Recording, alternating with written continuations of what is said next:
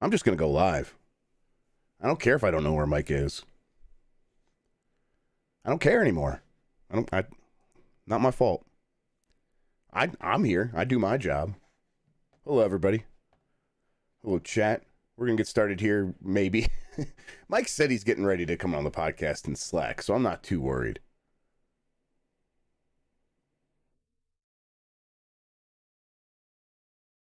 I am, That's right, Niels. Hello, chat. How's it going? I just work here. You know what? You know what? I have someone else I could bring on today. Why don't you go ahead and say hello to everybody? Hello, I'm Satan, and I'm here to do a podcast because Mike Minotti was unavailable. I don't know who this is. I don't know who's talking now. That's weird. He's muted, I think. So no one else can hear him. Jeff, how are you doing?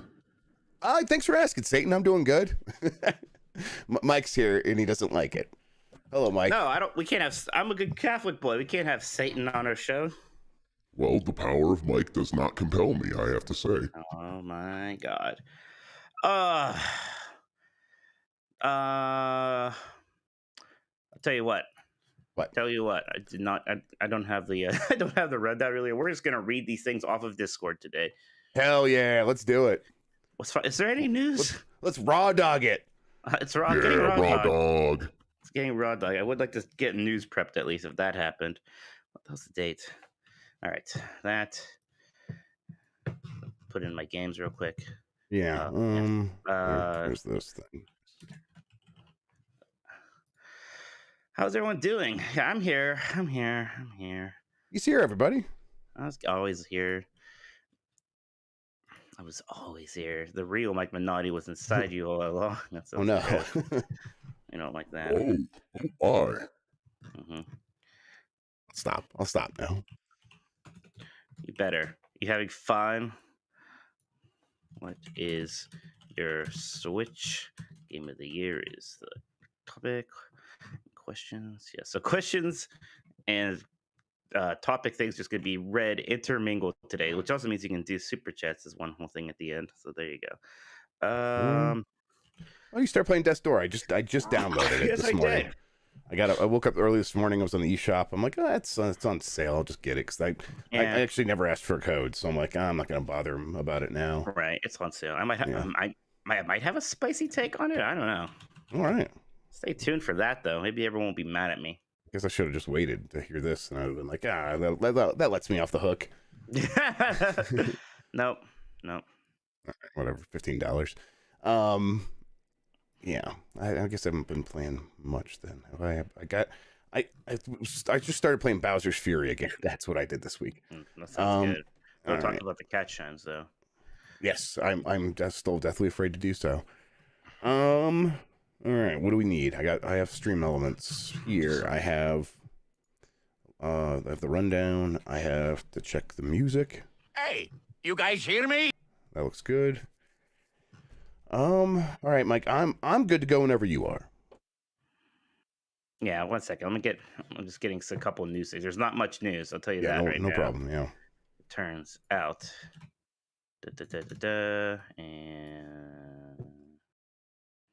And most of these things are just everyone's writing their own opinion pieces. That's what's popular right now. Nintendo obtains high court injunction against internet service providers to block Switch pirates. FUD. Oh yeah, there's that.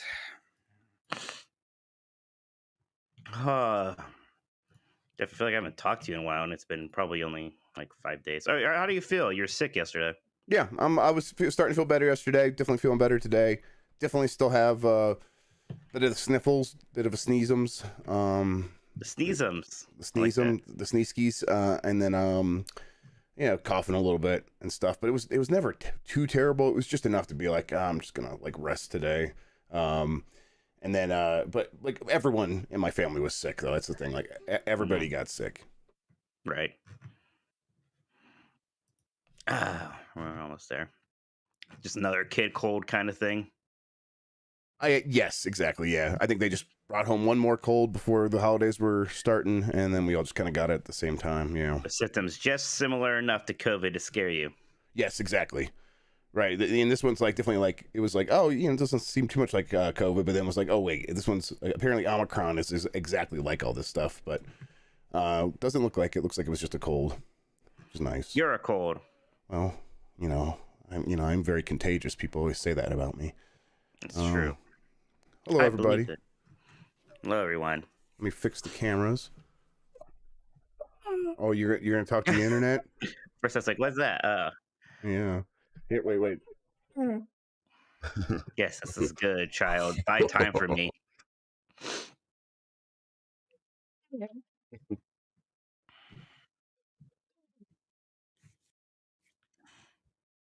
All right, that's it. There's not much news, but I got some things here. We'll see. Hello, everybody. I'm here. We're partying.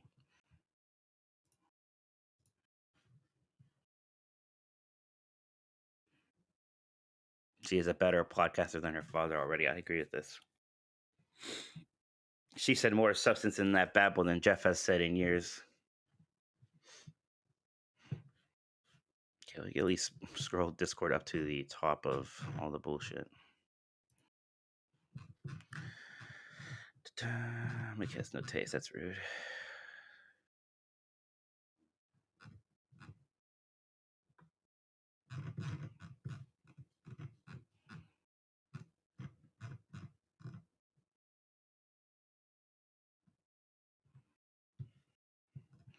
We're gonna need the glasses today.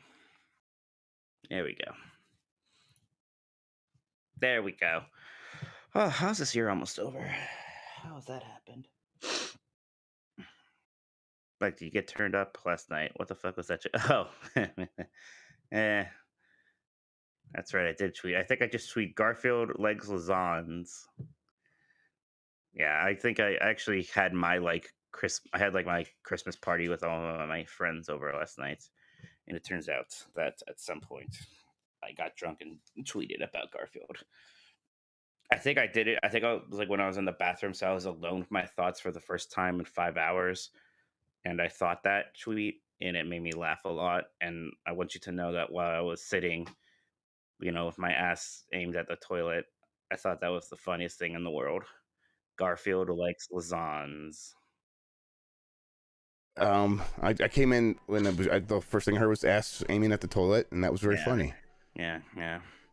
Well, that's all you need to know, Jeff. Yeah, I guess I don't really need to know much more than that. All right. How are we doing? Are we ready?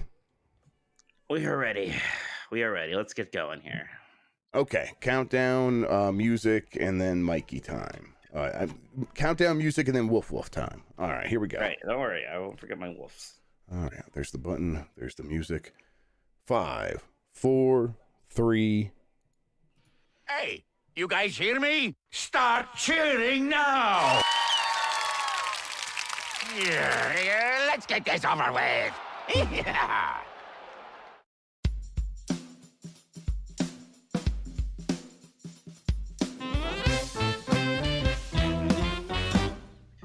Woof woof. Hi, I'm Mike Minotti, and I am a Nintendog. Hi, I'm Jeff Grubb, and I am a Nintendog. And we are the last of the Nintendogs. I wasn't prepared for the Christmas music to be done. I guess, we are past it now, but it is still bad. I mean, it's still that season, I guess. I looked to see if there was a Mario cover of Auld Lang Syne. Couldn't find anything in the 5 minutes before the show, so that'd be good. Don't worry, extensive Jeff, research. We'll sing it together at the end here, like It's a Wonderful Life. It'll be great. Beautiful. Right. So today it's a slow week. It's been the holidays. We'll talk a bit about how those holidays went.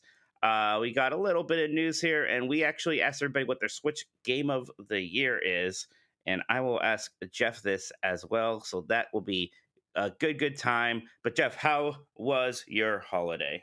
It was good. It was fun. We kids got a lot of toys and stuff, and that was great. Good. And they had a good time sort of slowly opening stuff. Like, they're still young enough where if they get one thing, they can fixate on it for a really long time. And then, like, a day later, they're like, wait, there's still stuff we haven't even opened yet. Like, not unwrapped, but, like, open. Right. So it's like, oh, okay, cool. Yeah. So they've been pretty excited for the last couple of days. Now it's the big winner right now is the bounce house. Like, I got a kind of a decent size, like, little interior bounce house.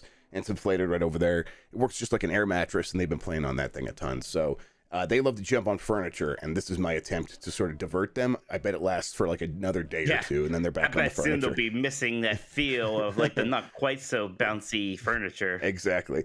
But I had a good one. Got my wife a MacBook Air. She was really happy with that. And then I got sick. Everyone got sick, but not too sick that we couldn't enjoy ourselves.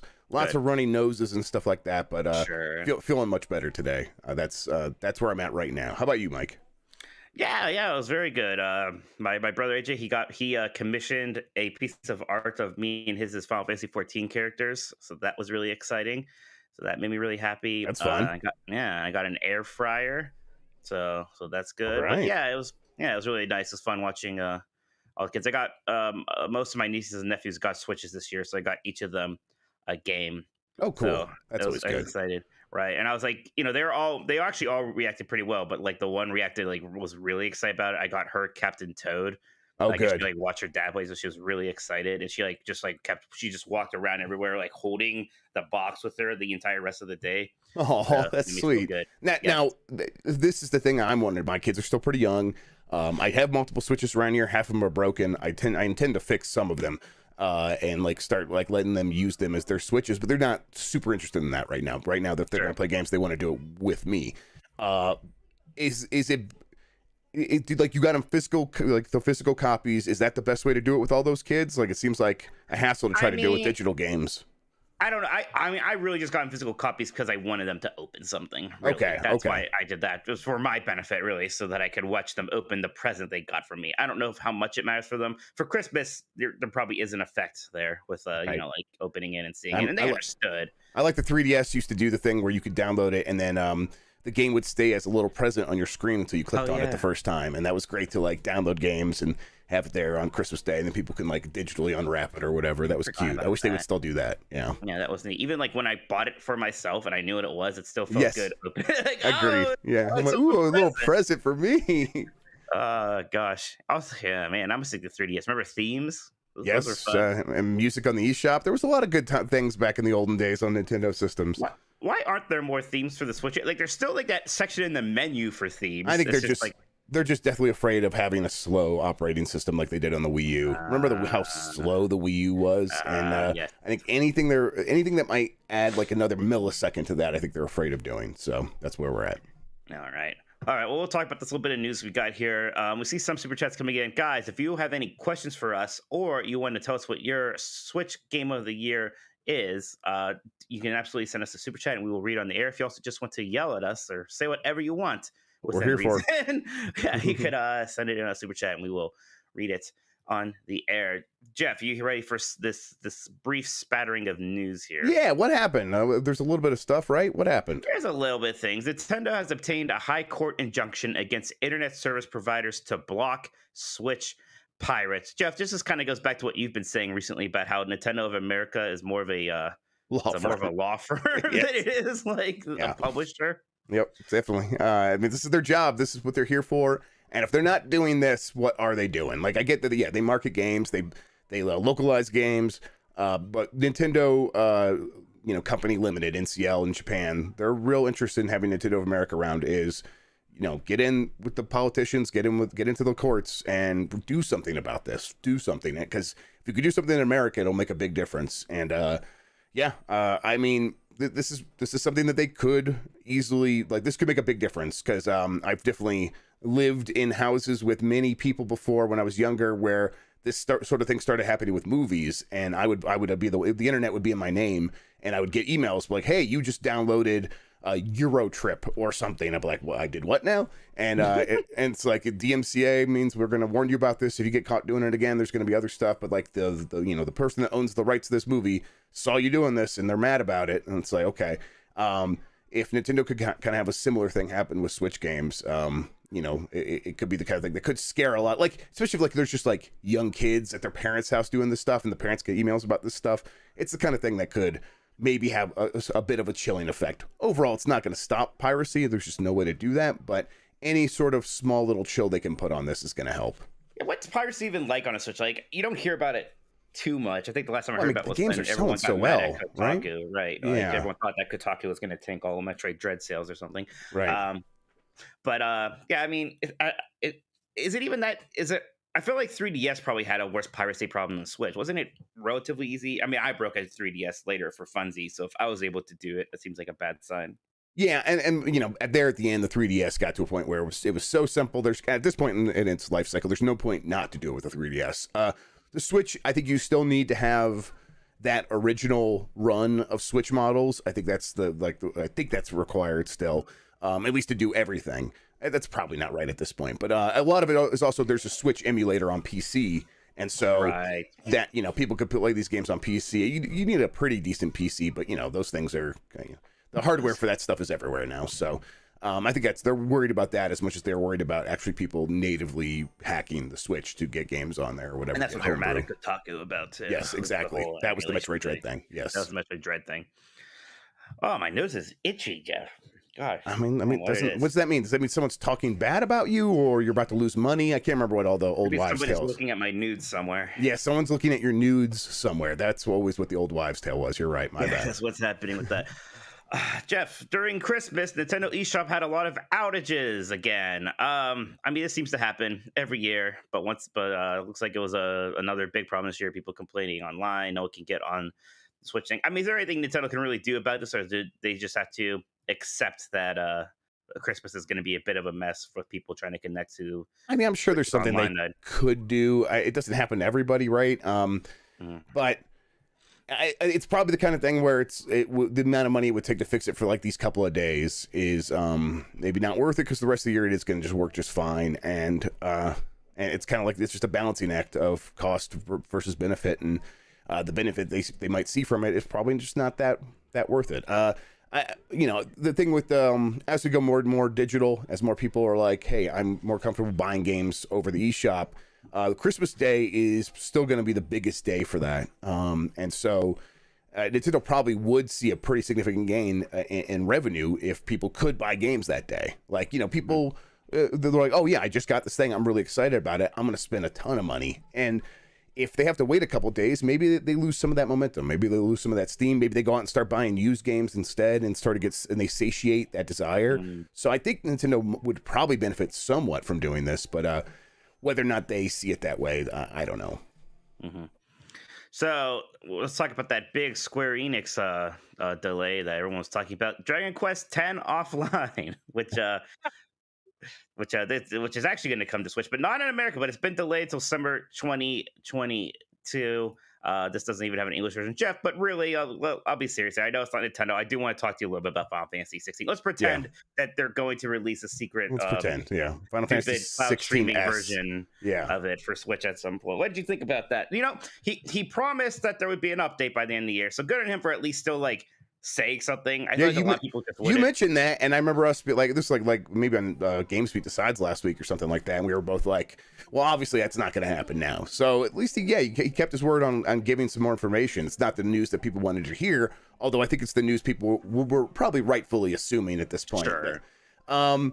I will say that being sick, I was the way I found out about this is my phone goes into a screensaver now with Flipboard, like that news service app or whatever. And I was flipping through the news, just so doing whatever, and I just saw Final Fantasy 16, gets delayed because of COVID from VentureBeat by Mike Minotti. I'm like, oh wow, this happened. Okay, wow. I'm like, it must have happened today because to this day I haven't been paying attention. So I opened it up and read about it there. I'm like, okay, yeah, all this sounds right. COVID causing problems for development. This is a game that we have always heard was going to be coming sooner than we expected. Now it seems like it's online to kind of come when it made the most sense, right? So hopefully it doesn't dislodge it until years later. A 6-month delay is kind of something I think most people can live with, because I think even in our hearts, no one really believed we were going to be playing this early 2022, even though that was the rumblings, man, you might play it before you ever even expected it. Now it's okay, if it comes early 2023 now, most people are gonna be like, yeah, that's awesome. That's awesome to get a Final Fantasy game then. Do you think late 2022 is still on the table? I think it's still possible, but I mean, I'm not even getting my hopes up for Zelda in late 2022, so I'm not gonna tell people to get their hopes up for Final Fantasy 16 in late 2022. It's possible though, I guess. And again, this is if everything still goes according to plan, which is right, exactly. Game, there could be more reasons why it gets delayed. Right. So we will see. All right, Jeff, let's hop into our Discord friendos. Let's read their questions and their answers to this week's topic was what is their Switch Game of the Year? Which actually reminds me that first I need to ask you what your Switch Game of the Year is. And I said that both of us have to have a backup. We can't just say Metroid Dread as the only one. We could say Metroid Dread, but we have to have a runner-up if that's the answer, which I think it is. What's your Game of the Year, Jeff? I mean, yeah, obviously it's Metroid Dread. I mean, Metroid Dread is the thing on Switch for me this year. It's the game I played the most on Switch. Like I've been, I was looking at like some of my playtime on other stuff. I spent a lot of time on Steam this year, a few other things, but a lot less time on Switch this year. But the thing I did play the most was Metroid Dread, and yes, easily game, like it's in my contention for overall Game of the Year. That's where it's at. You know, I'm sure we'll get a million opportunities to talk about how good that game is when we get other people's answers. But my backup there, and this one I thought about it and I'm like, you know, I'll go for it. I'm gonna say Cruisin' Blast. There you go. Yeah, come on, own up to it. It's in the I'm brand gonna own now. up to it. Cruisin' Blast is actually legitimately fun. It's not even really a racing game because it's so sort of almost on rails. It's not really on rails, but they rail you on like onto the fun. They want to make sure that like it's like bumper bowling where we're gonna just throw you down this really mad course where it's gonna have all kinds of crazy stuff happening. There's gonna be UFOs and dinosaurs and all that, and they're gonna be flying overhead and flying in front of you and causing crashes, and the whole course is gonna fall apart, and it's gonna be like a really cool 1990s virtual reality ride or something like that. And they want to make sure you don't miss out on any of that. So if you go like, oh, don't have enough speed for a jump, well, they're going to give you enough speed. They don't really care about that. The rubber banding is going to be it's going to work in such a way that at the end of the thing, you're probably going to be neck and neck to win your race or whatever. So it's like, don't come to it because you're like, oh, I want a competitive racer. That's not what this is. I think online multiplayer is going to be interesting because of that. That's something they announced they're going to add. But you know, for me, I'm like, yeah, I just want to have a good time with these levels, play through them a couple of times, see what happens. And then, you know, of course, you also get all the cool unlocks where like you see the dinosaur running in front of you, or you see the unicorns running alongside you. And then at the end of that like section of courses, they're like, okay, and now you could play as the unicorn. You could play as the dinosaur, the UFO, or the helicopter, or the attack chopper and stuff like that. And it's like, it's such a cool progression. And I know I legitimately really, really like it. It's an extremely fun game that I like more than any other cruising game. Like cruising games were okay, but they were never this. This is kind of like, oh, they figured out what cruising should be, and I'm very excited about that. Even like before, like I liked cruising games fine. I would play them at arcade. I had Cruising USA, but then like I thought San Francisco Rush was immediately better back then. Agreed. Yes, and in San Francisco Rush, like there's some similarities here. San Francisco Rush is even more of a racing game where they're like, yeah, we're gonna let you go wild with the physics and the stunts and stuff like that. And but here's like, it's like the ideal form of like what Cruisin' and San Francisco Rush were. And it does bring me back to like sitting down in the arcades, going on road trips with my family, seeing a Cruisin' USA machine and seeing that Ultra 64 logo come up and just being excited about Nintendo stuff and be like, yeah, I got to go sit down. Ultra 64, that's coming out soon. Now there's already this arcade machine running on that hardware. I got to go try it out. And, you know, that lineage existing through to today and actually somehow delivering was a huge surprise. It was definitely like one of my biggest surprises of the year. And I mean, it's just crazy. Like, oh, there's a new cruising game and it's good. Yeah. And it's kind of like, it's good in this weird way. That's fantastic. Yes. It didn't try to be Forza, like Horizon or something like that. It's not like trying to do a cheap version of some other thing. It's just being its own thing and its own niche, and it worked out really well. It's the kind of thing where a lot of people are they're tweeting me on Christmas Day saying, hey, I bought this for my family, and the kids have been playing it all day. They have ignored all the other games. And I'm like, that makes sense, because it's the kind of thing stimulating. You sit down, it's immediately stimulating and fun, and you feel like you're doing crazy stuff immediately. So yeah, I'm just really high on that game. They did a really good job. Yeah, it's pretty shocking. How furious are you still about it not being nominated for Best Racing Game? Yeah, it's a bummer. They combine sports and racing, so of course it kind of got knocked out. But I think a lot of people think it's like a joke. Oh, people are so ironically liking it. And I'm like, no, I actually legitimately think it's a good game. So yeah. It's like me with cats. People think it's a joke, but I like cats. No, yeah, probably going on seven watches. Yeah, pretty soon. Well, somebody, I was hanging out with somebody yesterday. I haven't seen Cat 10. I was like, oh boy, are you in for a treat soon? Yeah. So my number one answer would be Metroid Dread, but I mean, I don't want to just completely gloss over because I like that game so much more than I was expecting. Even as much as I always go on about Super Metroid and Metroid Prime, I never really like beat those games and immediately played them again to try to like beat them in a faster time or something, right? Metroid Dread, I beat like 5 times or something. Like I beat normal, then hard, then I went to like go do normal with like under 3 hours, and I did hard or like in like the under 4 hours thing, and then I think I was like, oh, I could do this actually in this time, like this really good time, so I'm gonna do it a 5th time even. So I was shocked how much fun I was having just keep playing it and getting like so good at that. Even like that final boss that the first time I played through like took me like maybe like 10-15 tries to beat. Like it's just like, okay, yeah, I know exactly what's going on here. I'm like Neo in the Matrix. I know like everything before it even happens. I can just completely go through this and just what a like maybe the best feeling 2D game ever. I still can't believe how well that game Agreed. controls. Yep. It's pretty nuts. Runner up, there's like 3 ones I'm thinking about. There's Bowser's Fury. Yes, that was going to be there's- my pick, and then I'm like, I'll go with Cruis'n Blast because that's actually I'll probably be like able to speak on that more than anyone else. All right, there's Castlevania Advanced Collection, Yeah. and then there's Monkey Ball, which I really enjoyed a lot. I think the most fun I had on the Switch maybe all year was playing Monkey Target with my friends. That was just ridiculous how much fun that was. But I think I will say 3D World and Bowser's Fury is my first runner up, just because that was like I was always kind of down on 3D World before, right? Like to your frustration, I would be kind of down on that one. Yes, like very much so. It's fine, but it's not as good as like the Galaxy games or blah blah blah. And then, man, when I played it again on Switch, with just like those very small changes they made, like everyone moves slightly faster, and they added in like that dive jump thing from Odyssey, and then all of a sudden I was like, oh, this is like obviously a top tier Mario game. This is fantastic. And then you did have that whole Bowser's Fury thing, which was this really fun and interesting open world take, but like still with specifically the 3D world mechanics.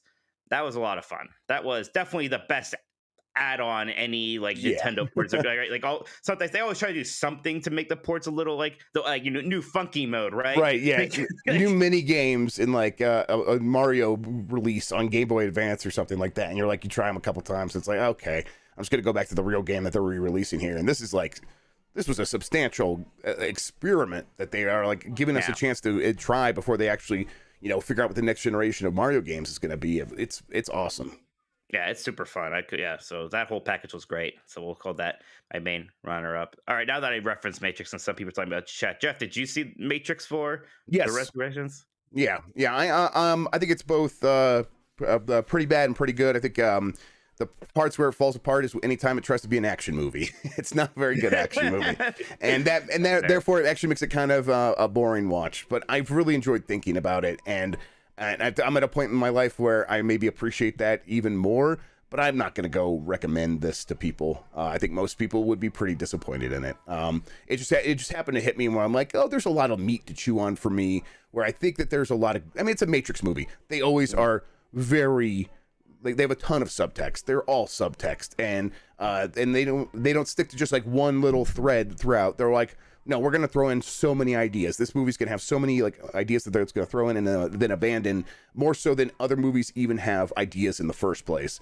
And I like that, but it's not very fun to watch. So.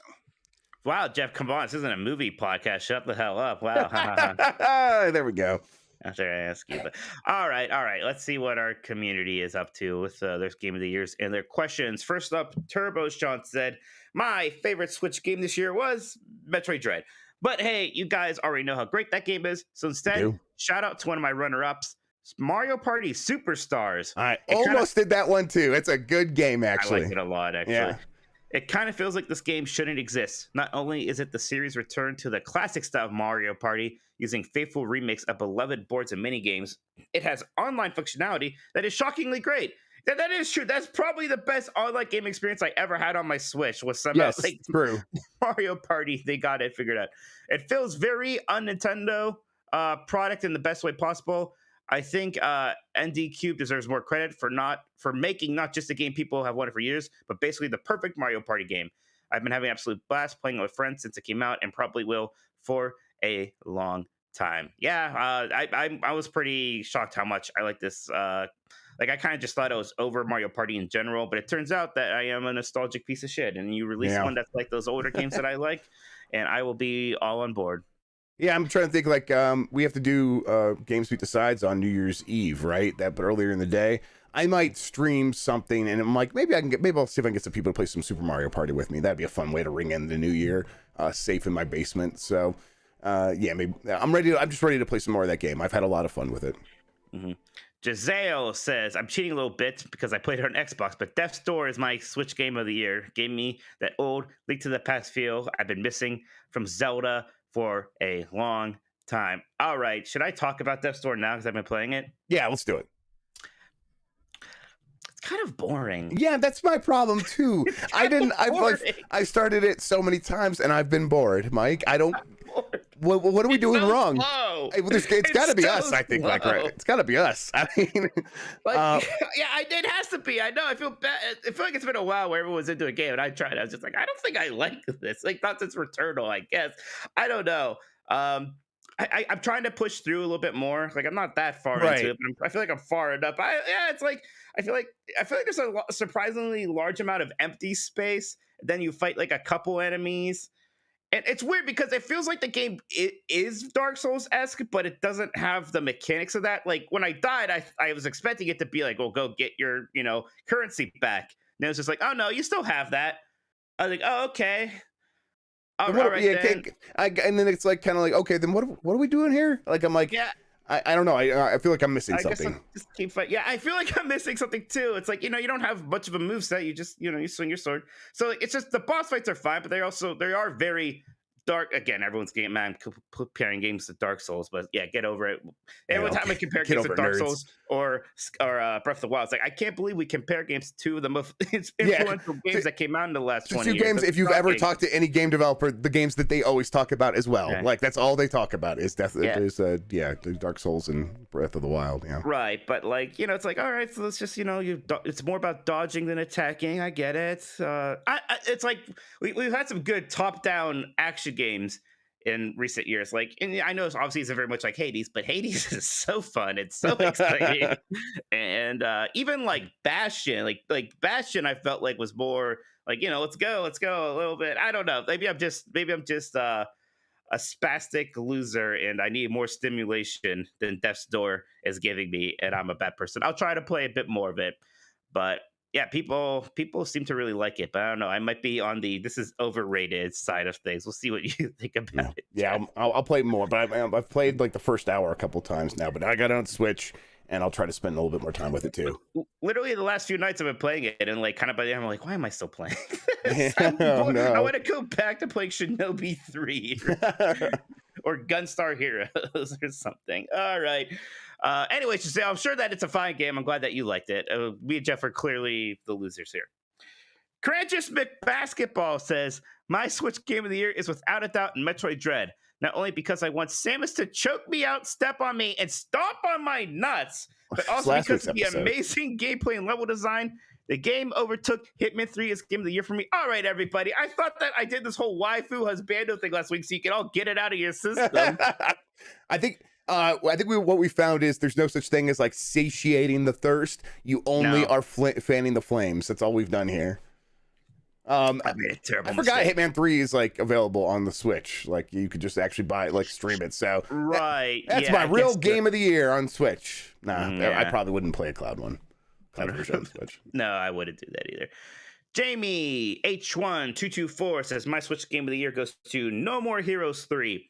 As a fan of the series and anything Suda does, it ticked every box for me, apart from not doing enough with Bad Girl and Shinobi. Jeff, we talk all year about how we are just not No More Heroes people, and I don't think we felt any desire to change that. Yeah, I mean, I got a code for No More Heroes 3, played the first couple hours, thought it was fine, and then I got to the open world, was like, this is not fine, and just stopped playing. And I was fine. Alex, I was fine after that. You're fine. Alex says, my Switch game of the year would have to be Monster Hunter Rise. Oh, God, that also would have been a runner for me. It's the third title in the series where my friend group has tried and failed to play it together, but I just can't get enough of these games. Several all-nighters, dozens and dozens of hunts, learning a new weapon. I've barely scratched the surface of Rise, but I had such a good time with what I did play.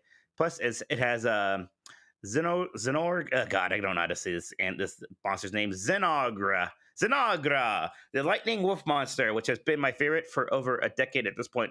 I really liked Monster Hunter Rise. I actually got into it even like much more than I got into Monster Hunter World, which surprised me a good deal. But also, That DLC's coming out soon, yeah, right? it's like an expansion, really. Right. It's their their off year, right? Where like they would do the Monster Hunter Try or whatever they're called, Right, or right. Monster Hunter G or something. I need a Sherpa because I'm ready to get into this game. So I'm putting out the word. If anyone wants to Sherpa me through to like show me how to have fun in those games, I would appreciate that. It won't be me. You'll be a pain. You'll be slow and dumb. So I'll be slow. Yeah, slow and especially dumb. I don't want the burden. But gosh, man, yeah, I almost. Yeah, why am I playing Death's Door? I could just be playing. I felt like an obligation to play like games from this year before the year ends. Like I'm trying to like get through things, and I'd rather probably would just be playing Monster Hunter Rise again instead, which was fantastic. VJ Inc. Coming says my Switch game of the year is the Great Ace Attorney Chronicles. I already love Ace Attorney games, but my girlfriend and I played this one together and fell in love with the story, characters, and setting. Fantastic games made even better by having a memorable experience sharing it together. Really made us hungry for more Ace Attorney games. So fingers crossed that those will be in the cards sooner rather than later. Yeah, I like this game a lot, Jeff, but this is one of those rare cases for me where reviewing a game hurt it because like I was trying I remember that, yes. And I love these games, but like these games can be long, they can be lengthy, and I was beginning to like resent the fact that they're kind of like, they take their time and there's a lot of people talking and just building characters and kind of, setting scenes and just kind of, there's a lot of breathing room for things to grow there. And I was starting to resent that stuff, even though it's what makes the series good, really. So, right. But those games are very good. He also has a question for the show. Nintendo has largely mastered the quick hype cycle between announcing a game and releasing it, almost always having both within the same year, if not only a few months apart. Metroid Prime 4 aside, how's Nintendo always the game that seemed to announce way too early, it takes years to release? Every new 3D Zelda game released in the last 20 years got delayed or had longer time between announcements and release than any of Nintendo's other key franchises. Is there a reason behind this, behind the scenes for this, or is it just because of the kind of games Zelda are? Yeah, I think it's because it's Zelda, and we know another one's always coming. And like we know for sure that the Zelda team, Eiji Aonuma's gonna be making another Zelda game with his team, and so when they come out to announce it, it's just to kind of like give us confirmation, and they feel like they could do that pretty early because we know it's coming. And then at the same time, their team is also willing to do something like completely rework Breath of the Wild so that it becomes a completely different game halfway through development, and they're like, okay, now we actually need a couple more years to execute on this new vision that we just had. And that combination of factors of we always know another one's coming, so they feel okay announcing it, and then also this is a team that's willing to push themselves to the limit means that, yeah, we're going to be in a lot of situations where these games get announced and then take years and years and years to actually come out. It's just the nature of Zelda, I think. I think it's specific to Zelda. I remember how weird it was, like when they announced Skyward Sword, like it was just Enuma holding up a picture of Link with Fi at the time, and like they didn't know anything else about the game, but here's a picture of two of the characters from it. Yeah, they don't really do that with the other franchises so much. Jeremy G says, my Switch game of the year is a new game that I came up with called Dust Bunnies, where I sweep the dust that my Switch collects because I haven't gotten around to Dread yet, and my game controls better than Skyward Sword does with the face, the Keck face, right? So wow, that's all I gotta say to that. Wow.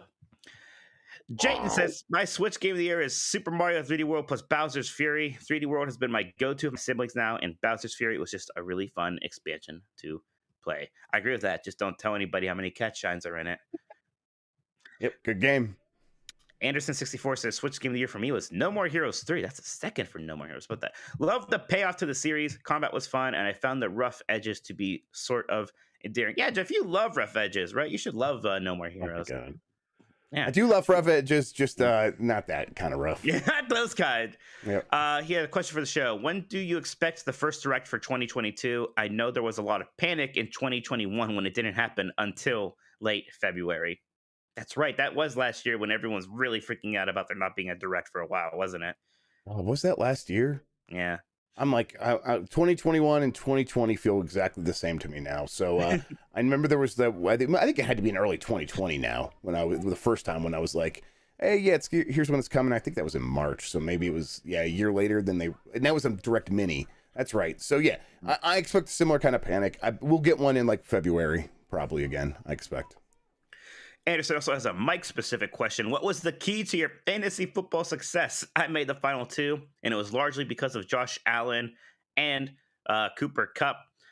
Also, happy holidays to you and yours, and same to you, Anderson. Not really anything super super special. I had Murray as my quarterback, and he did pretty good, but just keeping up with it. When I draft, I don't like listen to like the podcast where people are like really talking about like players like personalities and like reasons why they're getting, I just literally, when it's my turn, I look at the spot I need to fill. I look at basically who's the number one pick that the computer says I should get based on that need I need to fill, and there we go. But yes, I will update you all next week if I win my fantasy football league. I'm pretty excited about it. Winnie, featuring Dante from Devil May Cry, says, my game of the year is on brand as Shin Megami Tensei 5. Having gotten into this series last year with the 3DS titles, I think 5 is the best version of SMT. Much more accessible and intuitive than previous years. Not to say it is without problems. Even the width of a story you have at the beginning evaporates as the game goes on, but the game mechanics make my brain happy. In the end, I guess I prefer a game where you kill your friends instead of managing your time with them. I'm something of an introvert, I guess. Question for us. My runner-up Switch game is the Monster Train port. I've been listening to old Game of the Year episodes. Great work year to year. Glad for those who hold out a line, so Call of Duty never wins. You're welcome for that. And we're talking about Slay the Spire. Jeff refers to it as a roguelike deck builder. Another one of those. While most people today just compare those directly to Slay the Spire. What other games took over a genre in such a dodo-like way as Slay the Spire did with deck builders? I mean, there was a lot of MMOs before World of Warcraft, right? Yeah. And then that was like the only thing for a good long while there. Yeah, I feel like sort of management, time management. I guess time management is not the right one, but like productivity management, space sims. Like what does Jeff talk about? FTL. It feels like FTL is so dominant that everyone's like, we can't even make another game like this. Like we can't even pretend. Like we can't even like set it in a different setting because it's just gonna we're not gonna be as good as FTL. So, but like that should be a genre unto itself, where it's like you are controlling a team, managing a ship. We could do that in the high seas or something like that. But we don't get that because FTL is just too dominant.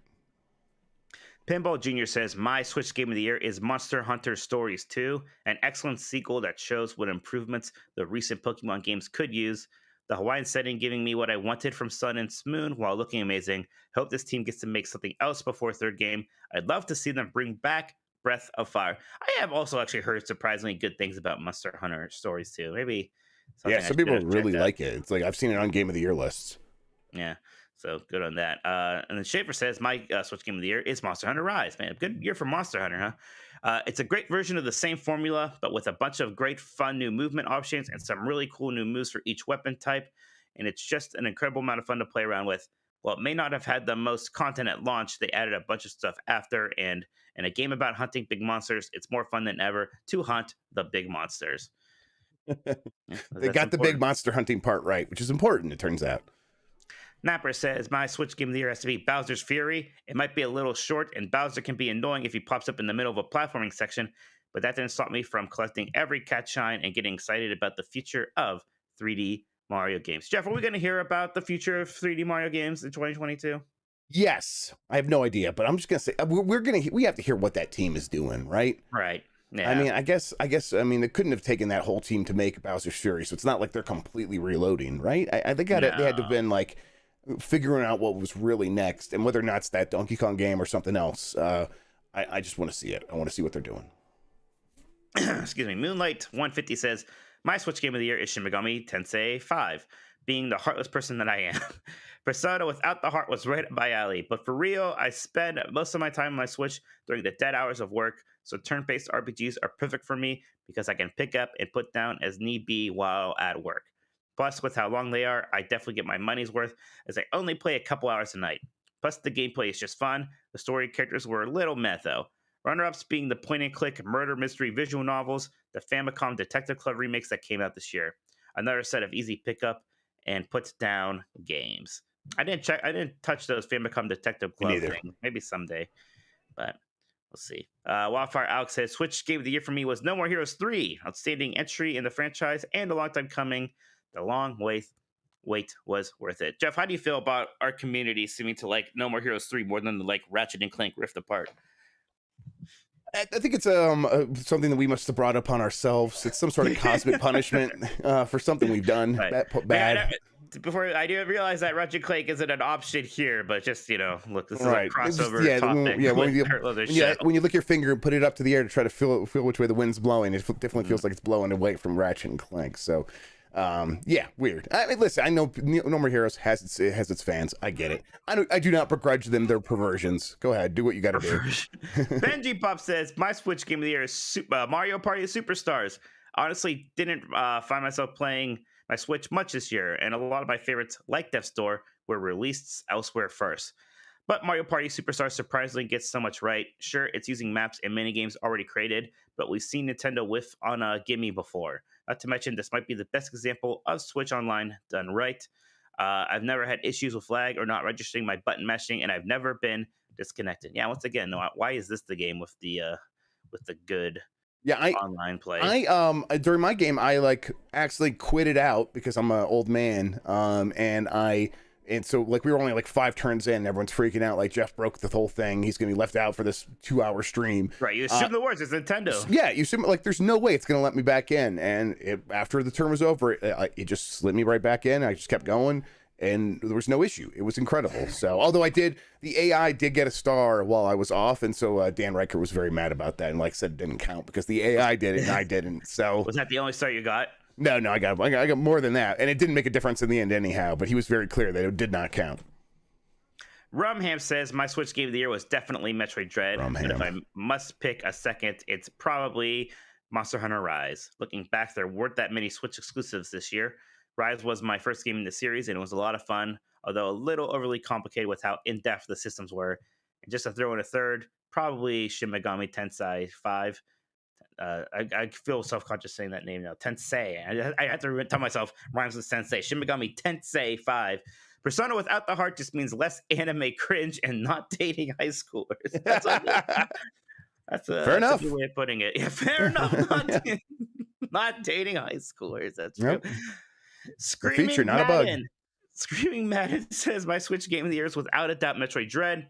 Having never beaten a Metroid until now, Dread felt pretty special for me to finally beat a Metroid. Not to mention the moment-to-moment gameplay is incredible. Plenty of great bosses. Discovering secrets was a joy, and Samus will stomp on those dumb Emmys curb style once she gets the tools to kill them. Thank you for saving my sanity there. But since I have to pick a second favorite Switch game behind Dread, I'll go Super Mario 3D World plus Bowser's Fury. Having finally played 3D World for the first time this year, that game alone is a top-shelf Mario title with some great co-op that my brother and I had a blast playing. But Bowser's Fury was a big surprise, being a cool, albeit short, experiment where it feels like open world Mario, and it's definitely an idea I want Nintendo to expand upon for the future next big 3D Mario. Jeff, do you think the Switch we have right now is ready for the expanded version of Bowser's Fury, or do you think that concept's going to have to wait for the next system?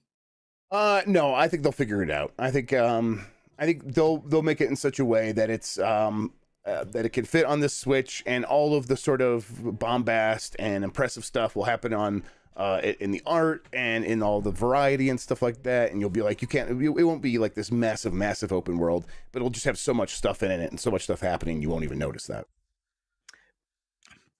Excuse me, I was about to talk and then yeah, I didn't. The body happened. Hammer says my Switch Game of the Year for 2021 is Win Back with Nintendo 64 Online. It's not just the best Switch game this year, but the only game you ever need to play on the Switch. Everything else is mediocre in comparison. Back to reality, Mario Party Superstars is my actual Switch Game of the Year. I'm a longtime fan of the series. It is such a great, perfect mix of skill, strategy, and straight bullshit that games always produce a roller coaster of emotion. After several attempts at experimenting with the series, Nintendo seems to get why people enjoy Mario Party. I'm glad to have it back so I can play with my friends and completely wreck our friendships. That's how it goes. Beautiful. Nintendo Bro says Metroid Dread is my Switch Game of the Year. I know you want me to name a runner-up, but I just can't do it. Dread is the only game I've beaten on the Switch this year because it's the only game that's held my attention long enough to get through it. Hey, I don't blame you. Giggy64 says, other than Dread, my Switch game of the year goes to Mighty Goose, an excellent run and gun Metal Slug inspired shooter that is very colorful and super adorable.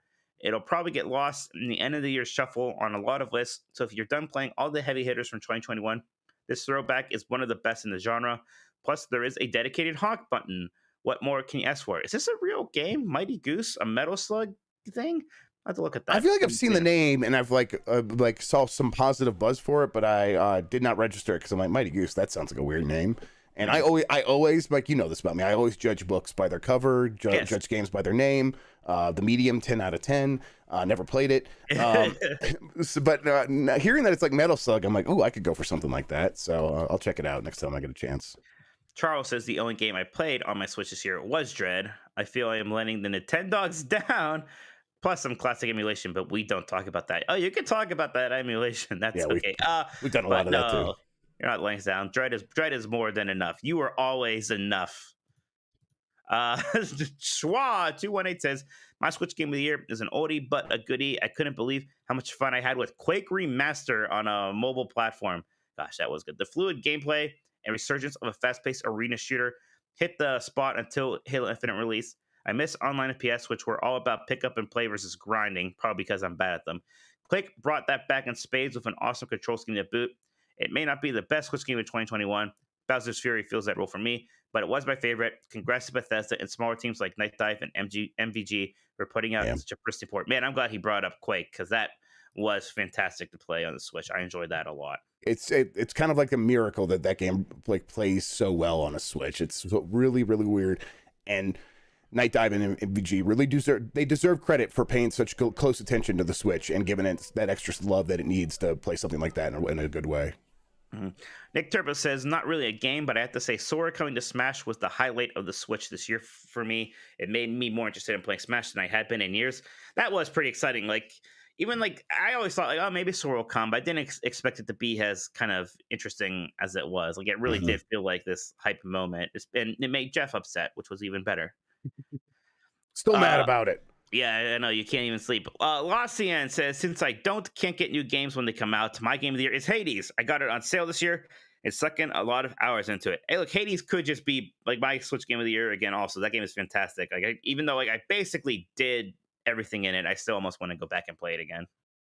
Yeah, I mean, it's definitely a game that every chance I get like a little bit of free time, I'm like, I'm gonna go back to Hades. Like, I'm gonna go back to Hades. One of the reasons I haven't played a lot of Switch this year is because I'm like, there's like, these other games, Psychonauts 2, I want to finish that. But as soon as this year's over and I'm like over Game of the Year stuff, I'm diving back into something like Hades on Switch. That's what I feel too. Lower Religion says, other than the obvious choice of Dread, my Switch game of the year is Death's Door. It took a little bit to click for me, but once it did, I couldn't put it down. It gets compared to Zelda a lot, and while it does share a lot of the same gameplay, it's also a lot different. The combat is challenging at first, but once you get the hang of it, you'll become addicted. It also plays perfectly on the Switch, so I cannot recommend it enough. I will say that, like, it does run perfectly like well on Switch. So that's good news. Something.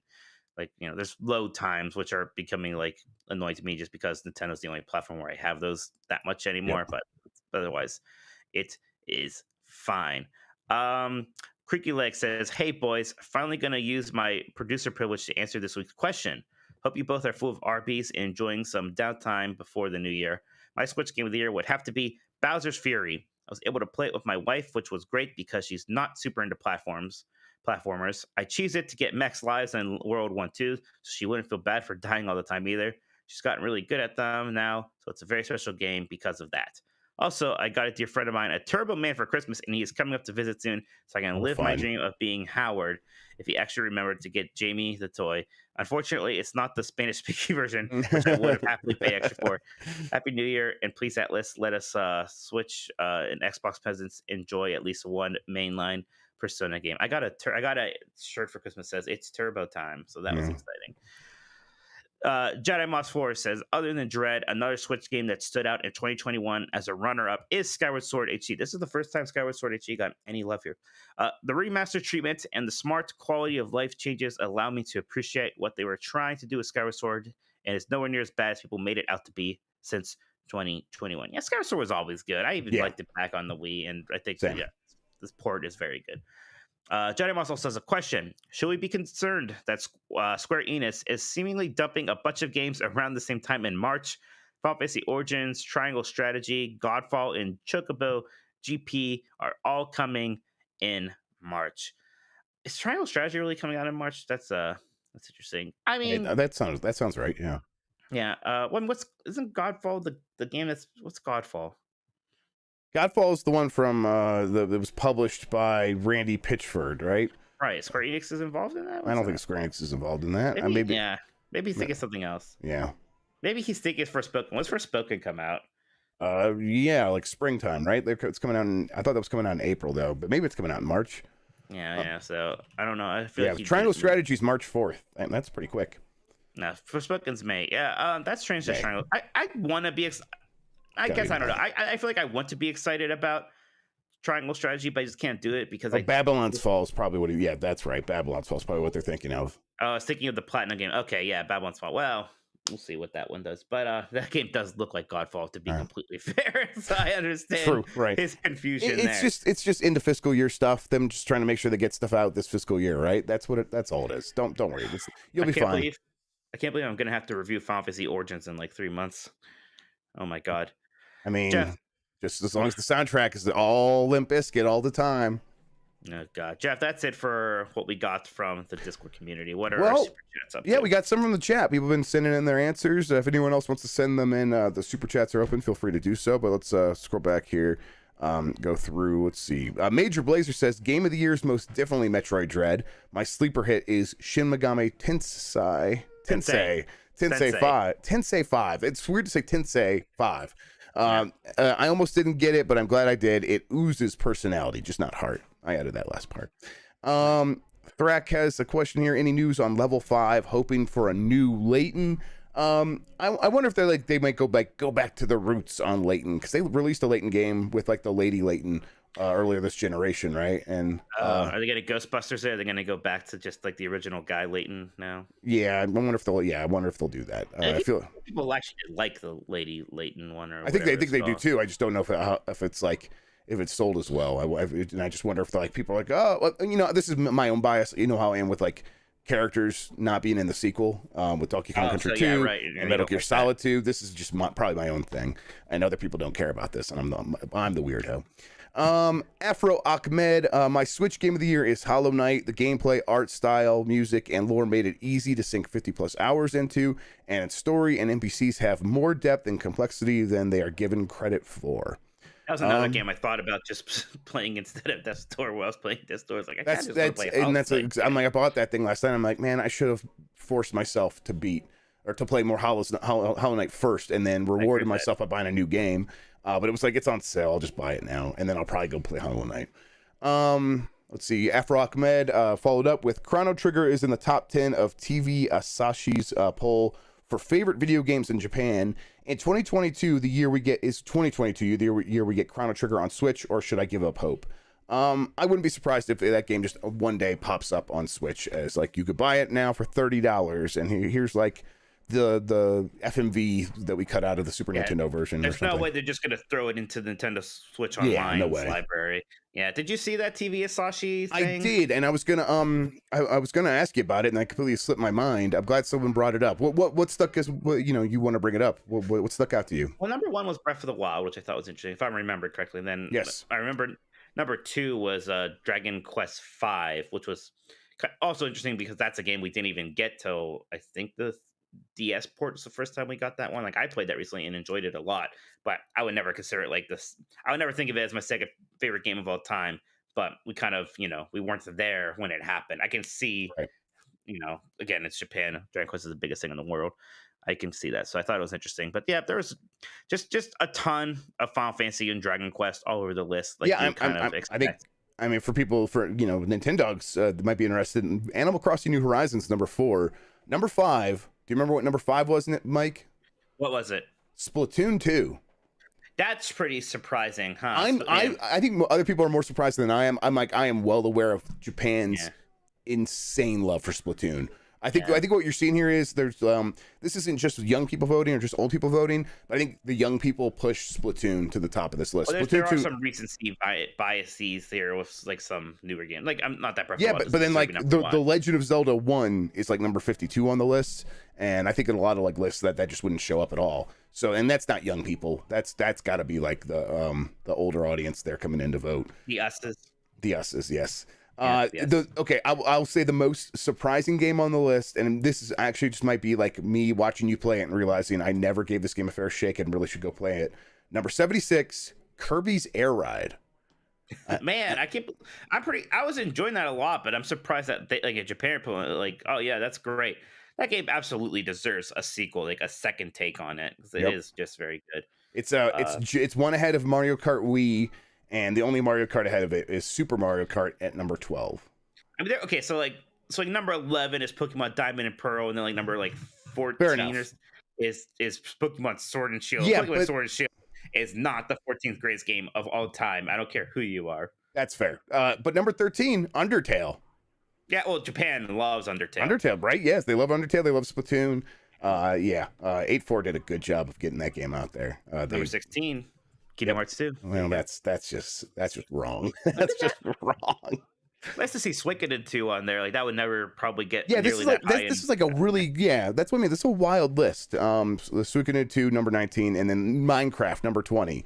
Like they get their bases covered. Splatoon 1 is number 21. So yeah. It's Undertale has got to be the first Western, quote unquote, Western game on here. Are there even any? I guess Minecraft 20 is the next one. I mean, I guess Tetris is not because that's Russian. I guess that's technically the East. Sure. But...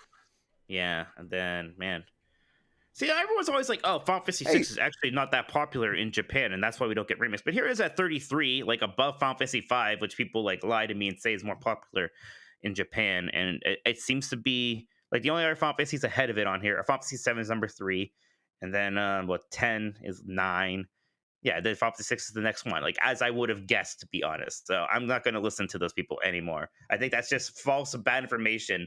This whole propaganda against Final Fantasy 6 that, well, they don't seem to treat it as well as you think they should because it's not that popular in Japan. It's bullshit, it turns out. It was always a lie.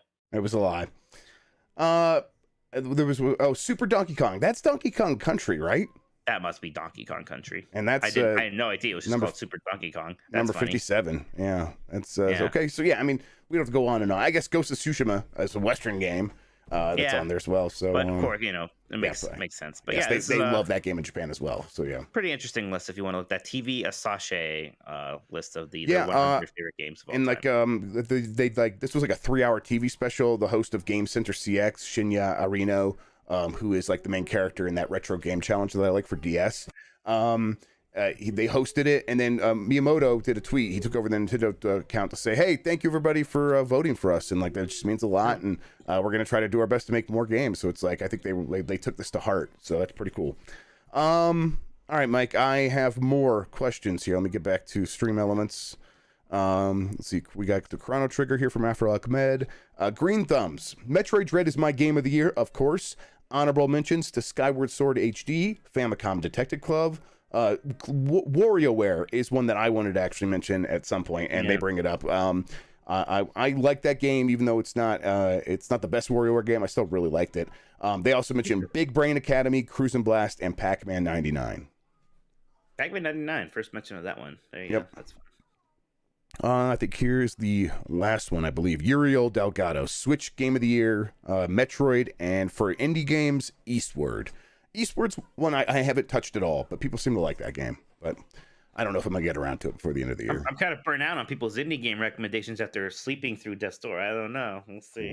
Now you're like, now that I've played the worst game of all time in Death's Door. I'm going to give it one more spin tonight, and I think I'm going to try to beat this area I'm in. And if I don't have some kind of revelation, I think I'm moving on. We'll see. Fair enough. I think that's completely fair. Mike, I'm caught up on Super Chats, though. That's awesome, and that's everything we got on Discord. So next week's topic, everybody, since it'll be the new year, I want to know what your Nintendo-related resolution is for the year. It could be some game you never played that you think you need to finally play. Maybe some, maybe you're going to play less Nintendo because it's ruining your marriage or something. I don't know. something Nintendo related for a New Year's resolution. Jeff and I will go, and then all of you will go, and it'll be orderly, and it will be fantastic.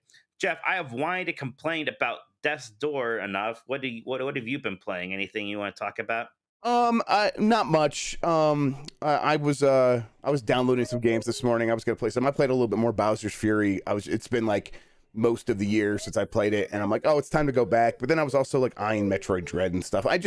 I am ready to kind of get past the Game of the Year stuff, so I can go back and play these games I really love. I feel guilty right now booting up anything that isn't something that's like moving me towards expanding my list. Even though I think I have a pretty decent list right now. I'm like, I got 12 games that I feel good about, and I'm like, I could post that and I'd be fine. But I do want to try Death's Door. I do want to finish like Psychonauts 2. That's actually what I'm doing right now. But yeah, that's so yeah, not much for me. But I will be playing Death's Door on Switch alongside you, I think, this week, and then I'll be then curious we'll to see. hear if you have any revelation about two, or if we just agree on this one, we'll see. Yeah, I mean, I've just based on what I've tried so far, and hearing your take on it, it kind of makes me feel like, oh, maybe I was just right to like trust my gut on that and be like, I think I'm bored. I think I'm just bored. Yeah, I was brave enough to say it. You were scared. I just came out with it. I said I was bored the other day. I said bored by God of War for the first time in public. I feel like, and I'm like, and people are like not happy with that. So there's reasons to keep these things to yourself. I was thinking about God of War actually, because when IGN recently did like their like poll, what's the like best game ever, right? They did like a tournament style thing, like, so that's like the Western version of what TV actually did, and God of War, the new one, was the winner of that. So yeah, and I have no problem with people liking that game. It was just boring for me. That's how it always was, and that's might be the case with Death's Door, where I could tell it's a good game. It's just not for me. So yeah. Apparently, Vapetoven, which is a funny name, same Cruisin' Blast is $20 right now on Switch. It's on sale. It's on sale. It's on sale. Yeah.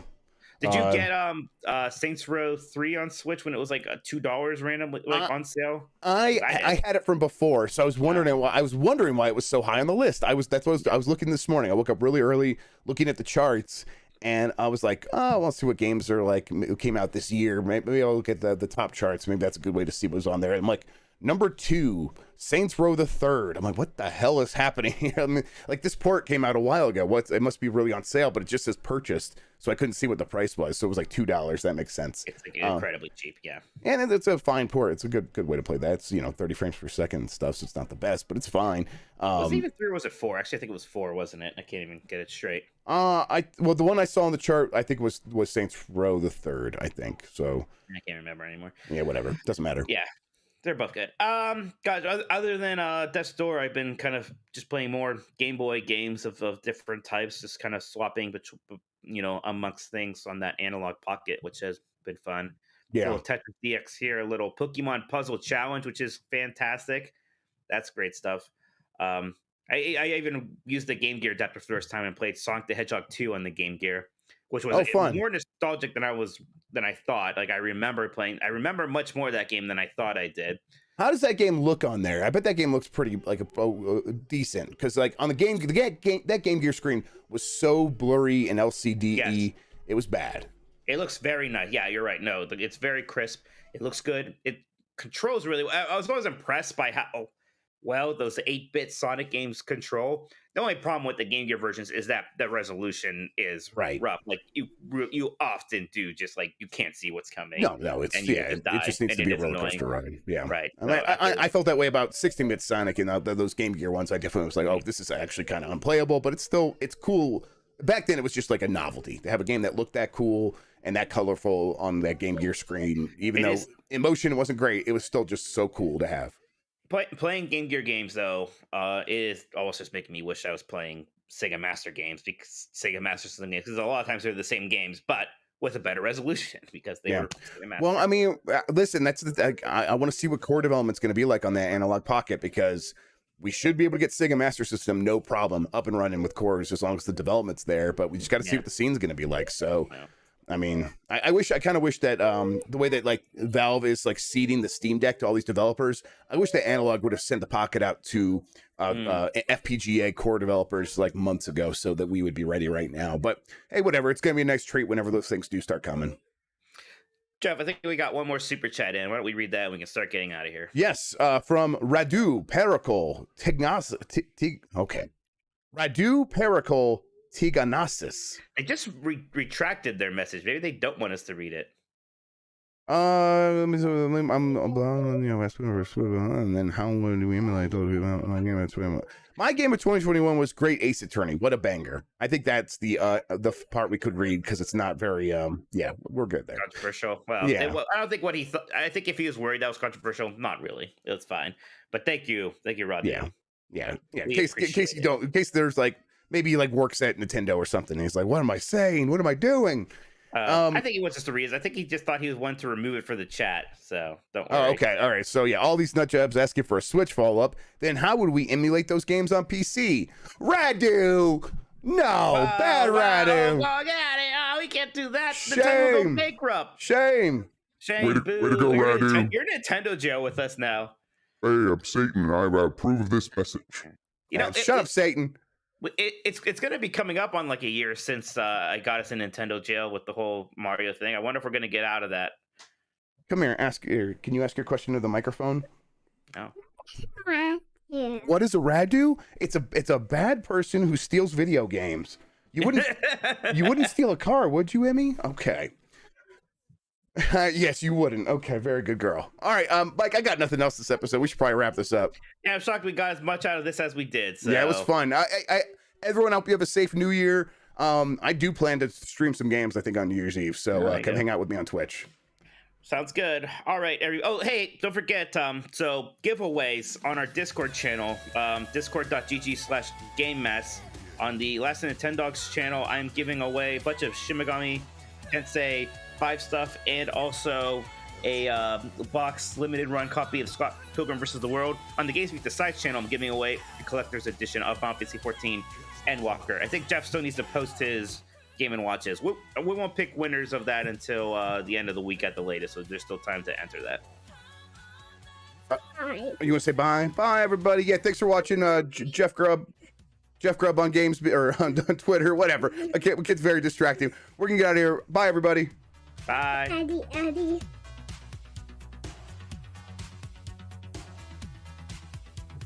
Yeah, it'll be a podcast on Friday.